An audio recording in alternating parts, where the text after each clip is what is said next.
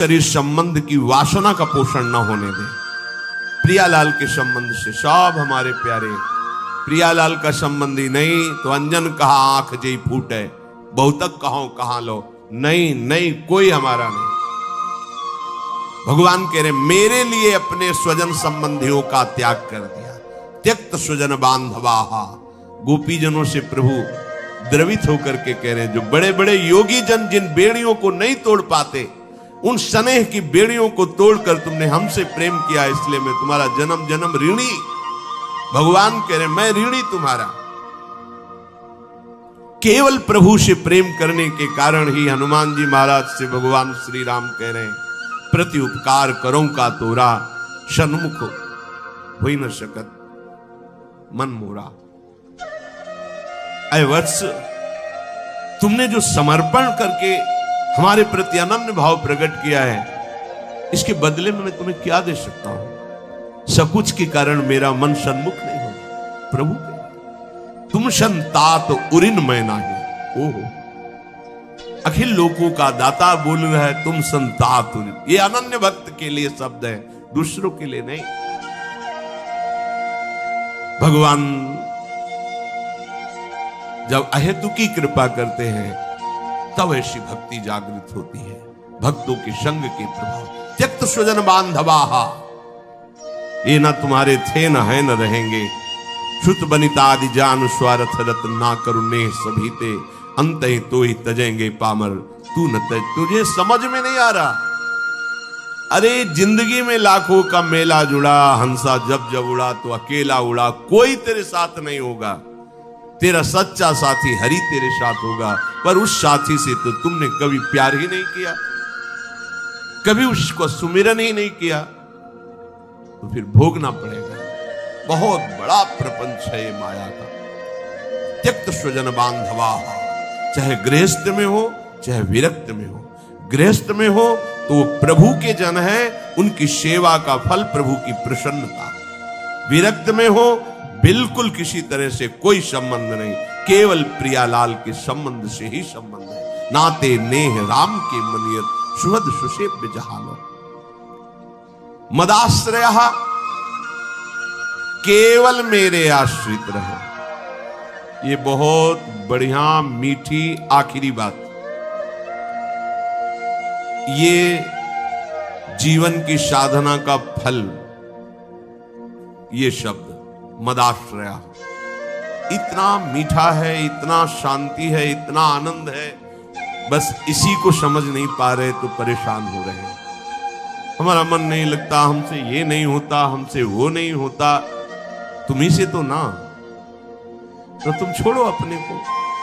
मदाश्रया, ऐसे हो जाओ प्रभु के आश्रित। पता नहीं कल्याण हो कि ना हो, जो हो रहा है वो भी छूट जाएगा, पता नहीं कौन सी गति हो। तो संशयात्मा विनश्यति, इस पर शास्त्र सब कुछ वर्णन करते। तुम्हें प्रभु पे भरोसा नहीं है।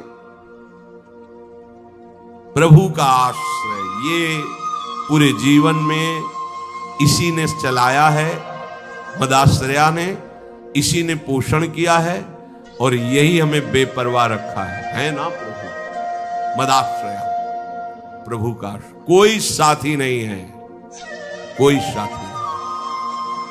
एकमात्र श्री हरि, एकमात्र प्रिया जी। आश्रय, ये बहुत अमृत शब्द है, समझ में केवल आ जाए। अभी इसी क्षण बिना साधना के मुक्त हो, अगर ये बात समझ में आ जाए।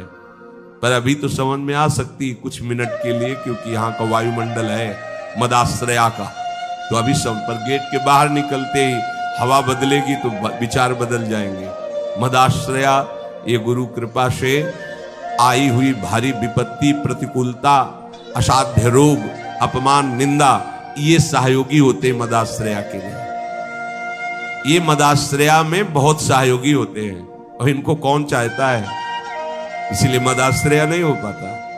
वो हम के आश्रित रहता है। साधना का आश्रय ले सकता है, क्रियाओं का आश्रय ले सकता है, व्यक्ति का आश्रय ले सकता है, लेकिन मदाश्रया भगवद आश्रित।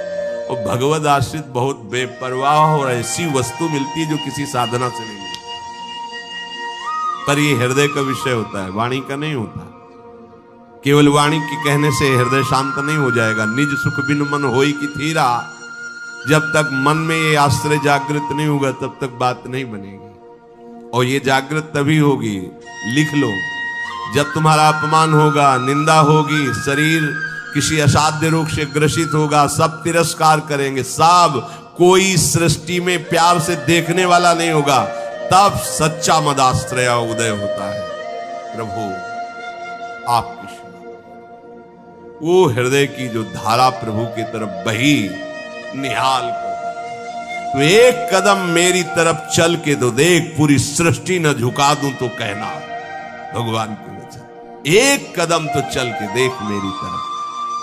ये अंदर की बात है, बाहर से आप कहोगे तो हम 500 किलोमीटर से आए, एक कदम की क्या बात है। बाहर से दौड़ने वाला कोई वीर नहीं कहा जाता, अंदर तो आप वहीं बैठे हुए हो, शरीर में, उस शरीर संबंधियों में, शरीर भोगों में, एक कदम कहां चले, अंदर की बात है। आपको ये मदाश्रया अंतिम सांस तक हो जाए तो परम पद भी मिल जाएगी। बहुत बार बता चुके, फिर समझ लीजिए। द्रौपदी जी महान भक्ता हैं, भगवान से मिलती हैं, बात करती हैं, पर ये विपत्ति, ये दुख, ये असाध्य रोग, ये अपमान, ये निंदा, ये मदाश्रया को जागृत करता है, दूसरा नहीं, दूसरा नहीं। अभी तक पूर्ण मदाश्रया द्रौपदी जी नहीं थी, क्योंकि जब कर्ण और दुर्योधन के आदेश से दुशासन महल में प्रवेश करता है और बाल पकड़ करके अपवित्र दशा में उनको घसीटते हुए सभा में लाता है, तब एक बार भी नहीं बोली हा श्री कृष्ण। क्यों? अंदर आश्रय है। ऐसे महावीर है कि अगर भीम गदा उठा ले तो त्रिभुवन में सामने उनके टिकने वाला वीर नहीं है। अर्जुन अगर गांडीव चढ़ा ले तो किसी को भी ललकार सकते हैं, भगवत शक्ति से संपन्न है। अगर युधिष्ठिर जी भाला उठा ले तो सामने कोई महावीर भी टिकने वाला नहीं है। मेरे 5 पति हैं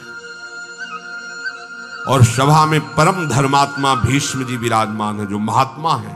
क्या उनके होते हुए ऐसा हो सकता है? द्रोणाचार्य जी हैं, कृपाचार्य जी हैं, बड़े बड़े वीर बैठे। एक बार भी नहीं आया कि मेरे श्री कृष्ण हैं। पढ़ के देख लो, व्यास भगवान द्वारा रचित महाभारत, उसका स्वाध्याय किया है पूर्व में। एक बार भी नहीं आया कि मेरा परम प्यारा मित्र श्री कृष्ण है ना, वो बचा लेगा। अगर ऐसा आता तो दुशासन केस में हाथ ही नहीं रख सकता था। विश्वास कीजिए, महल में ही केस नहीं पकड़ सकता था द्रौपदी के। गई सभा में बड़ा उपहास कर रहा है कर्ण और दुर्योधन, गंदे शब्दों से बोल रहा है। नहीं बोलना चाहिए। ऐसी धर्मात्माओं की सभा में ऐसी महान देवी को ऐसे शब्द नहीं बोलने चाहिए। बड़े अपवित्र शब्द बोले। तब उनकी दृष्टि गई तो 5 पति सर झुकाए बैठे हैं, कोई देख भी नहीं रहा है। कृपाचार्य, द्रोणाचार्य सदगुरु हैं, पिता की तरह हैं, कोई नहीं बोल रहा। भीष्म जी की तरफ देखा और कहा, मैं केवल इतना पूछना चाहती हूं कि क्या केवल महाराज युधिष्ठिर को अधिकार है मुझे हारने का? क्या यह धर्म है? अगर है तो आप केवल बोल दीजिए, मैं सब कुछ सह जाऊंगी। अगर धर्म नहीं तो मैं समर्थ हूं, हर एक को दंड देने में समर्थ हूं। कान में लग करके गांधारी जी ने बाद में कहा था धृतराष्ट्र से कि होश में हो जा, पूरी सभा को भस्म करने की सामर्थ्य द्रौपदी रखती है, क्योंकि वो महान देवी कोई साधारण मां के गर्भ से पैदा हुई नहीं, यज्ञ से प्रकट हुई है। कहां कोई बात सुनने वाला? खींच रहा है दुशासन, 10,000 हाथियों का बल रखता है। द्रौपदी जी हाथ से पकड़े हुए थक गए। सोचा अभी मदाश्रया नहीं जागृत हुआ, एक बार भी कृष्ण याद नहीं आए, दांत से पकड़ लिया। अब लगा कि अब की बार के झटके में दांत से भी छूट जाएगा, स्वयं छोड़ दिया और कहा, हे द्वारिका। सेकंड नहीं लगा, भगवान का वस्त्रावतार, मदाश्रया सीधे भगवत प्राप्ति। कोई भी कहीं भी कैसे मदाश्रया के लिए शर्त नहीं है कि आप किस जन्म, किस कुल में, किस क्या कुछ, कहीं भी हो, कोई भी हो, कैसे भी हो, भगवत प्राप्ति के लिए सिद्ध बात है भगवान का आश्रय। अब जीव आश्रय लेना भी नहीं जानता, इसीलिए सत्संग भगवान देते हैं, साधु महात्माओं का संग देते हैं, जिससे तुम्हारी बुद्धि पवित्र हो और तुम भगवान का आश्रय लो। जो संत जन होते हैं वो मदाश्रया, भगवदाश्रय, ऐसे चमत्कार जीवन में प्रकट होते हैं जो भगवदाश्रित, तपस्या और साधन, ये सब एक तरफ, ये बीच में ऐसे रकील खींचिए, एक तरफ मदाश्रया, एक तरफ जिस क्षण आश्रय लिया उसी क्षण से आपकी समानता करने वाला कोई नहीं रह गया। बार बार समझाने के लिए कहते हैं, जैसे बाली वैसे ही सुग्रीव, इतना भी अंतर नहीं, ना आचरण में ना बल में, किसी भी बहुत समान भाई थे दोनों। और रूप भी बाली और सुग्रीव को खड़ा कर दे तो भगवान भी पहचानने में, तभी माला पहनाया था भगवान, एकदम एक रूप, एक बल, एक स्वभाव, एक गुण, दोनों ऐसे भाई थे। जब भगवान ने बाण मारा, सामने देखा कोटि कंदर्प दमनी मर्यादा पुरुषोत्तम भगवान गंभीर मुद्रा, तो हृदय में तो महान प्रीति है, बड़ा प्रसन्न है कि वैसे तो मैं इस लायक ही नहीं था, जो योगियों के ध्यान में नहीं आते हो हमारे सामने खड़े हैं, पर थोड़ा इनसे बात भी तो कर ले। तो कहा, प्रभु सुन रखा है कि आप समदर्शी हो, फिर पर आज आपकी समदर्शिता दिखाई नहीं दे रही, पक्षपात दिखाई दे रहा। मेरा भाई है, पता नहीं आप जानते हैं पूर्ण रूप से कि नहीं, पर मैं जानता हूं क्योंकि साथ ही खेला हूं। मेरे आचरणों से उसके कम आचरण नहीं है, जैसा मैं वैसे ही मेरा भाई, मैं जानता हूं। पर ये क्या, एक का पक्षपात लेके छुप के हमारी छाती में बाण मारा, मैं बैरी सुग्रीव प्यारा, क्या कारण? एक शब्द यही भगवान का था, ऐ देहाभिमानी, तूने सुन नहीं रखा था कि ये मेरी शरण में हो गया है।